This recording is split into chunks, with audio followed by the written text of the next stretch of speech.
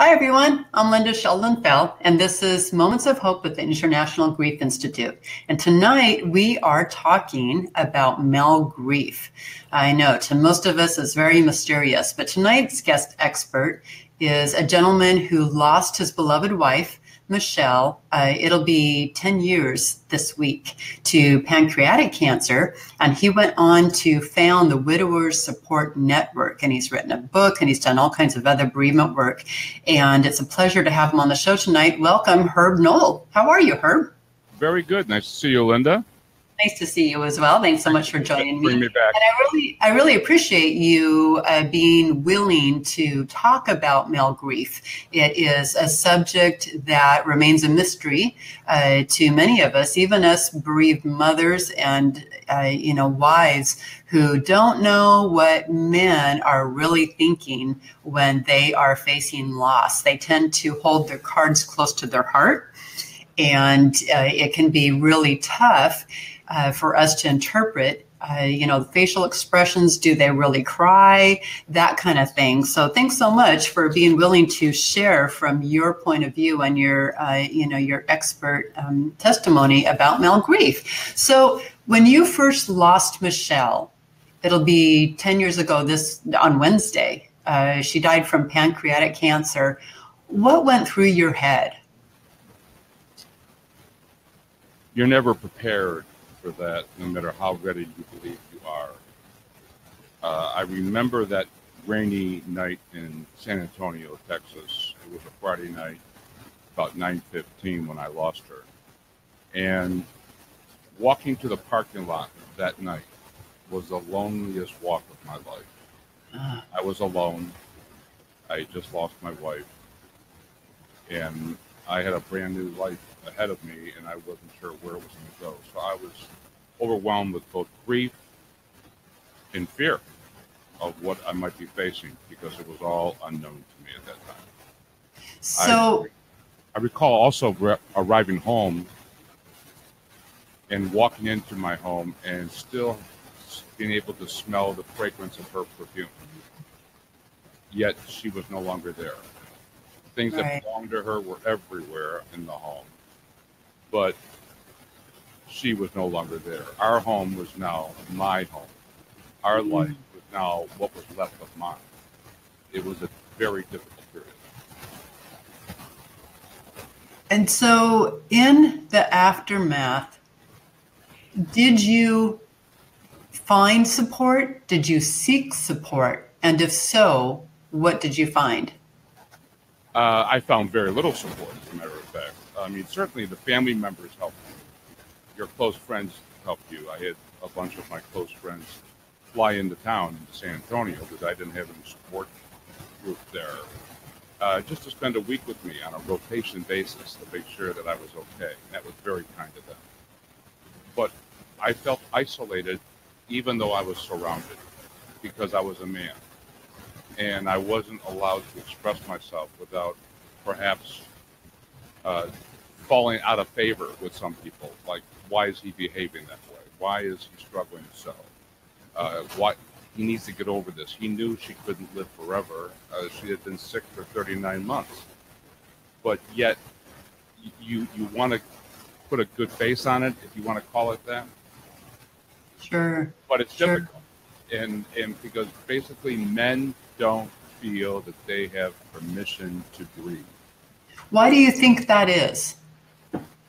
Because America, unlike a lot of other countries, raise their little boys with lines like, boys don't cry. Girls cry. Why are you crying? I know you hurt, but be a man.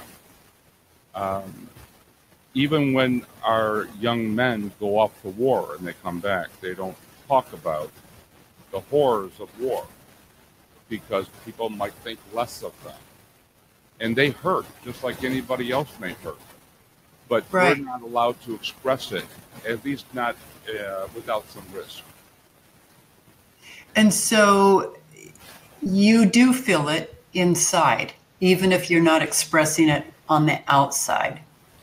What would be some signs that you're struggling?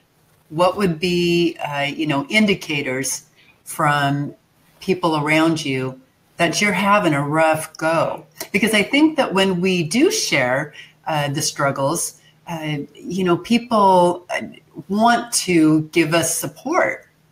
But if we're not showing struggles, then they think we're doing okay. And so what would be some indicators that a bereaved male, a grieving father, a grieving, husband, a grieving brother, what would be some indicators that they're struggling? Well, first of all, if they become apathetic at work, if they become distant. One of the men who is in the book that I wrote, The Widower's Journey, I interviewed over 40 men from across the country who lost their spouse. I asked this one gentleman, what's the best thing that happened to you during your period of grief? And he replied back to me, when I told my family and friends, I'm fine, leave me alone with my thoughts. They ignored my instructions and forced their way into my life, and I am so glad that they did, because I needed them. And so don't let any widower dismiss you. And I tell widowers all the time, let those who are close to you help you. Because after all, you're not the only one that's grieving. Other people are hurting too. Could be neighbors, could be friends, could be a sibling of your deceased wife. But let others help you. Let people get close to you a little bit. And it's hard for men to do that because men are supposed to be tough. But I suggest that men reach out to their children if they have children and allow the children to also help them. If you see somebody at work who lost a spouse and suddenly they become distant, or the reports don't come in on time, or they start coming in late, or maybe they stay late. Like, I will tell you, I was going to work at 4 in the morning and going home at 7 every night. That was my day. And I thought I was okay. I was managing my way really well until one of my employees walked into my office one day, and I was so impressed with her. She walked up to me, and I didn't even know this woman, frankly, because I had a lot of employees, and I just don't know everybody on a first-name basis. And this young lady walked in and said, everybody on the floor misses your laughter. Really? They miss my laughter. And that's when I knew that I wasn't in a good place and that I needed to get even more help than I had already sought. Also, I would watch alcohol consumption or just being isolated. If you walk by or drive by somebody's home and their lights are always off, the chances are very good that they're depressed. And if they haven't seen a medical doctor, they need to. Okay. That's good advice, because when you hold grief in, and it's human nature that when you lose someone you love, you are in profound pain. And emotional pain takes its toll on your body, just like physical pain. And so when you hold it in, it creates a atmosphere conducive to things like high blood pressure, your pulse, your heart rate going up, overeating, things like that, because you have to process that loss somehow. And if it's not externally, like us women, we are raised from the time we're little girls to be verbal. And most of us, have learned very early on to talk with other women and other girls and such. It's just how we're wired. But men are not wired that way. And, when you hold in that grief, it has to come out somehow, right? Yes, this is especially true if the gentleman, and frankly, for a woman too, if she loses her husband, if the gentleman has been a caregiver for a long period of time, that too can take a toll all by itself. In my case, I collapsed in my driveway my first day back to work, 10 days after my wife passed away. I had kidney stones. A few years after that, I was diagnosed with cancer. Now, were these two ailments associated with my 39 months of stress, tremendous stress, knowing that every single morning before I opened my eyes, I knew that the woman that was sleeping next to me was dying. Mm. And I recalled that every single morning for 39 months. And it takes a toll on you. Even though men like to think that they're really tough and they'll say that they're okay. No, they're not. I don't care who you are. I don't care how tough you think you are. I don't care how well you feel your feet are anchored into the ground. You're vulnerable. You're a widower. And you need Right. to seek help. And that comes in all sorts of forms, including medical doctors, mental health professionals. I highly recommend that. In addition to family and friends, and even benevolent employers, social programs that are available. Don't go it alone. And organizations like mine, the Widower Support Network, is ideally suited to help you do that. While we're not licensed counselors, we've been there. And the 40 Right. men that are in my book and others that have joined our ranks, we're here to mentor men who are going through a very difficult time and have a very difficult time, frankly, asking help of a woman. Right. It's called companion support or peer-to-peer when people who have lived through it help others because of their own experience.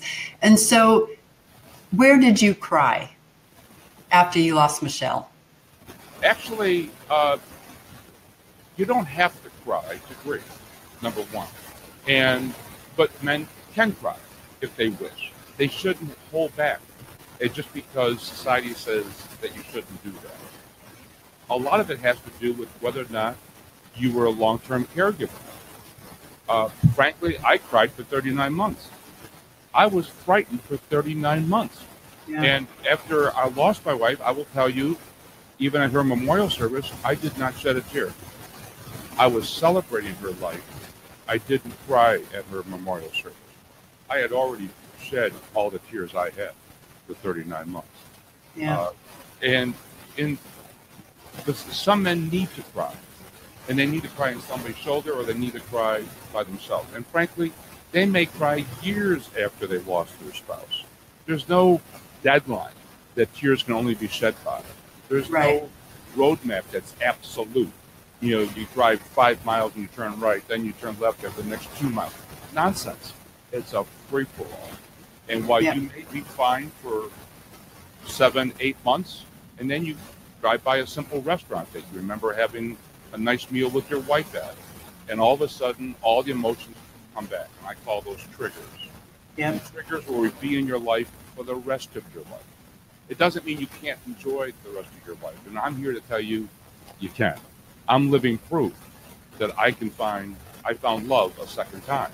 I learned that the human heart can love a second. The human heart can hold more than just one love. That is very Absolutely. clear. It doesn't mean it doesn't replace the other. They can live side by side.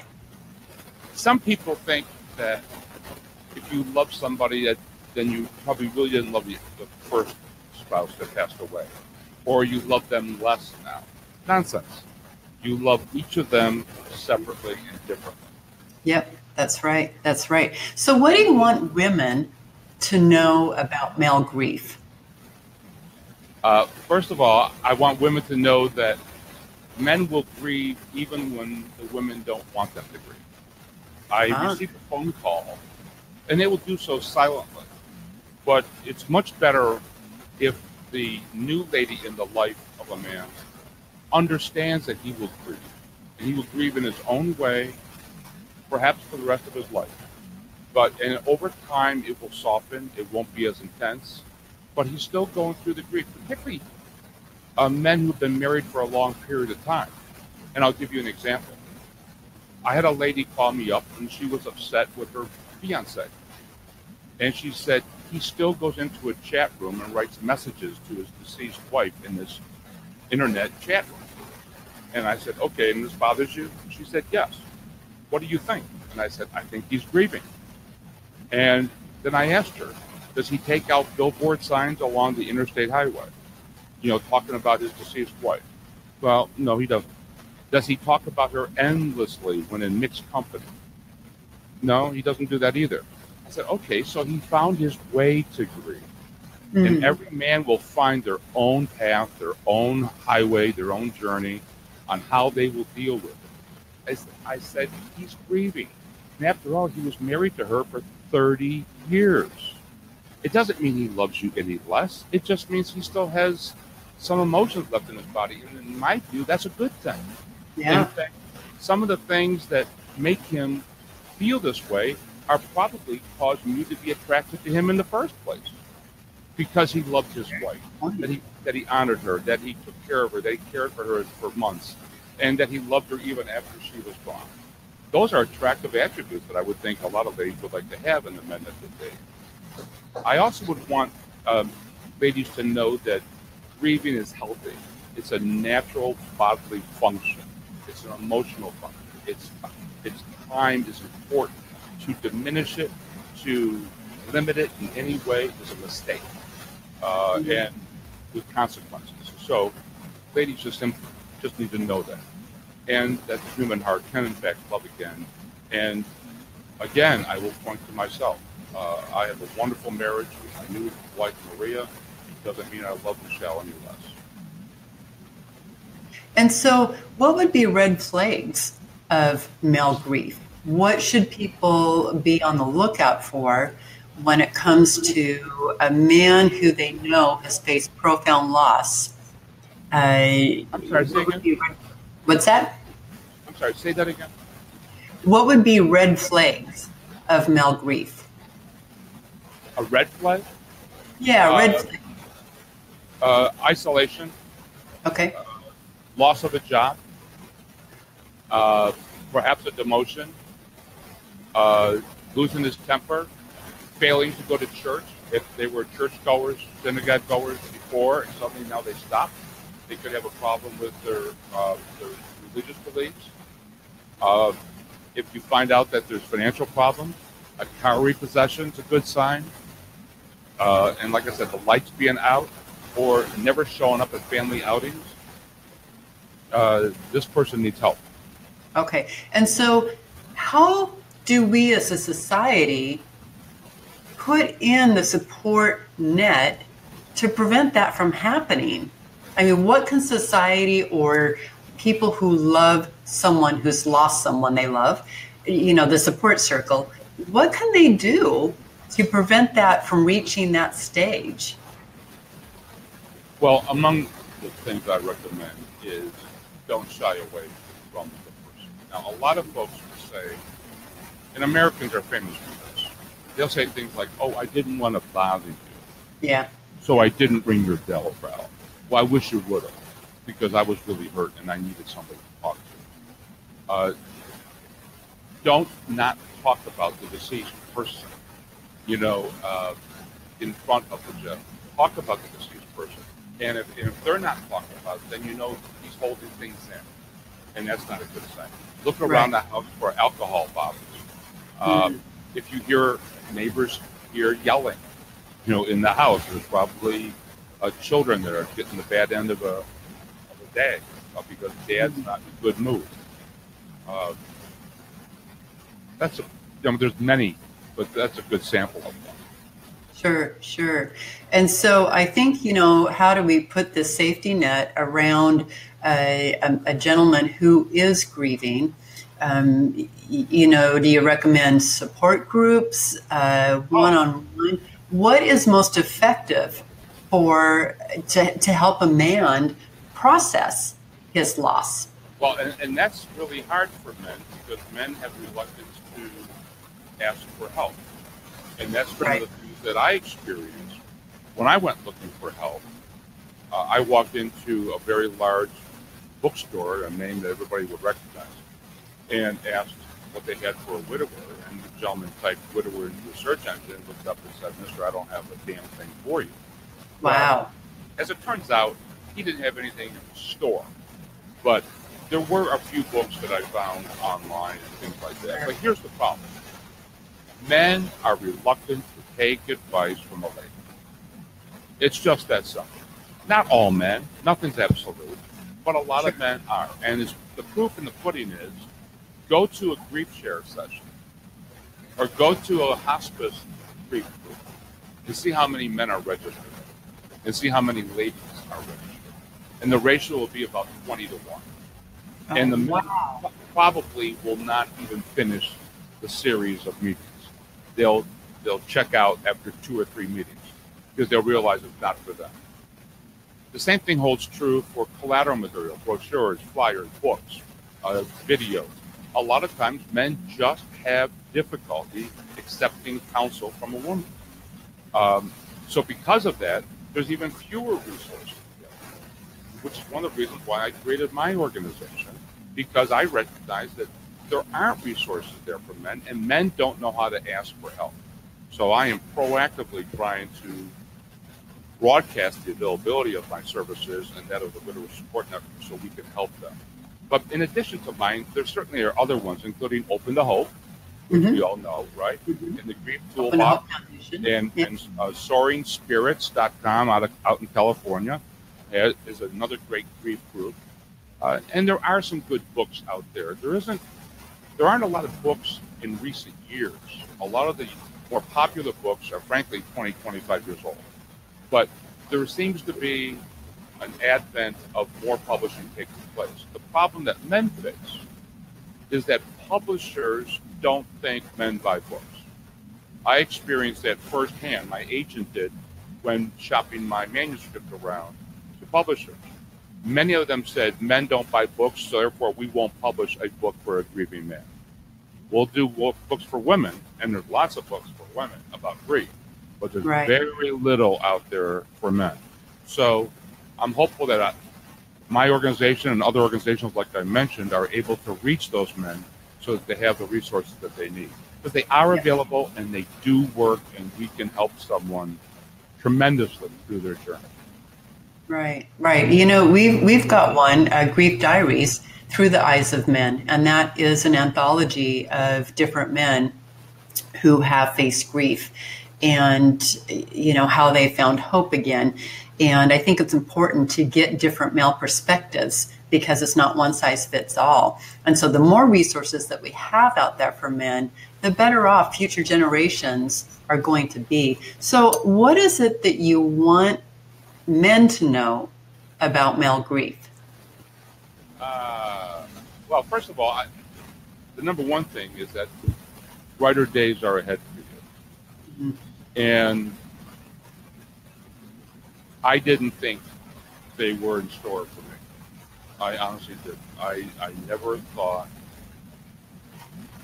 In fact, I remember saying to somebody just weeks after my wife died, I hope I have reasons to smile again someday. That's how depressed I was. And I will tell you, if you work through it, it's not going to happen by itself. You're going to have to get off the sofa. You're going to have to make some initiative on your part. You're going to need to make some phone calls. You're going to need to go to the library or go online and buy a book or two or whatever. But you're going to need to ask friends, what would you recommend? If you make the effort, very bright futures are in store for most men, if not all. But they need to make the effort.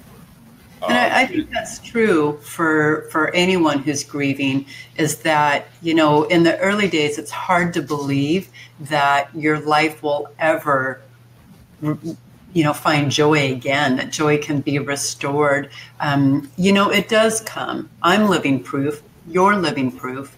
And it does come. And so for those people who are watching this, who haven't yet found that hope, hang on to the idea that it's possible to restore hope. Because it is, whether you're a man or a woman, and no matter what your loss, it's very, very important to know that if we can find it, you can too. But you know, I agree with you, Herb, in that you've got to be proactive. I think it's important to reach out and surround yourself with others who understand your journey. You know, in your case, you lost a spouse, so meeting with other widowers. And just for, you know, many people get confused. So for our viewers, a widow is a woman who lost her husband, and a widower is a man who lost his wife. And so, Herb, you founded the Widowers Support Network. What all do you offer there for men? Where can they go to find your resources? What resources can you share with our male viewers tonight? Okay, if people come to the widowersupportnetwork.com and register, they will be able to take advantage of, well, we have a discount on my book if they're interested in the book. We do alerts to them on different topics of the day, helpful materials, best practice sharing. There's a lot there. We also give them an opportunity to honor their deceased wife on our Facebook page. And they can put the narrative about their wife. They can even update it once in a while if they wish. And they can show a picture of the widower and show a picture of the wife. And we remember her forever on our website. Then, beautiful. Each year, on the anniversary month of their wife's passing, we remember their wife again on our Facebook page, the Widower Support Network on Facebook. Oh, beautiful. We do all of this for free. I personally take phone calls day or night. It matters not what day it is. It matters not what time of day it is. If a widower needs to talk to you, I'm available. And there are others in my group who are also able to do that, that we can make ourselves available to mentor the man through what will probably be some of the more difficult decisions of his life. And sometimes you need a friend to sort that out. Because you can get hurt in many ways. Career, financial matters, your health matters, your relationship matters, and frankly, your faith. And I want to underscore that. I could not have survived my journey had it not been for my deep faith that my Lord was with me. And if I'm not here to preach, but I am here to say, if you believe in a higher power, turn to that. Turn to that God and seek that person's help. Please listen to them. Lastly, well, it's interesting that you bring that up because, many people in the aftermath of loss, especially if it's a traumatic loss, they find themselves angry at their faith. They feel their faith let them down. And that's part of an aspect of grief where you've got to process through it. That's really important. Ask questions. Talk with others. But it's very, very common for people to feel angry at God or their faith in the aftermath. And, it's because your anger is coming out. Anger is a natural part of grief, right? And it's how you process and such. So I'm glad that you brought that up because that is kind of one of those topics that people are reluctant to share, for fear of others throwing them under the bus or condemning them or what have you. But if you did go to church before or, had a strong faith before and you're angry, just know that that's not uncommon. That's not uncommon. And things will come full circle. They usually do. So thanks for bringing that up. I really appreciate it. Do you have what's your list of resources again to share with our male viewers tonight before we finish up? I'm sorry, say it again. What's the list of resources again that you can share with our viewers tonight before we finish up? I'm sorry. So where can people find you? Where can they find me? Yes. You can find me at herb@widowersupportnetwork.com. Okay. Or Widower Support Network on Facebook. And very soon we're going to be unveiling Widower Support Network members only. Oh. And this will be a man's only Facebook page. To be a group page because men need to talk just like girls. And we need to have men talk. And so we're going to have a private forum for them to share their best practices, to ask their most sensitive of questions of other widowers. So we'll be announcing that very soon. Good. I look forward to it. Well, thank you so much for joining me tonight and talking about the mysterious subject of male grief and shedding some insight to help others understand and to give a place for bereaved men to land, a place for a soft landing there. So thank you so much for joining me tonight, and I appreciate all that you do. And if viewers want to contact Herb, you can reach him at his email, herb@widowerssupportnetwork.com, or go to his website, widowerssupportnetwork.com. All right. Thank you so much, Herb. You have a wonderful night. Appreciate it. Thank you. See you next time. Bye-bye.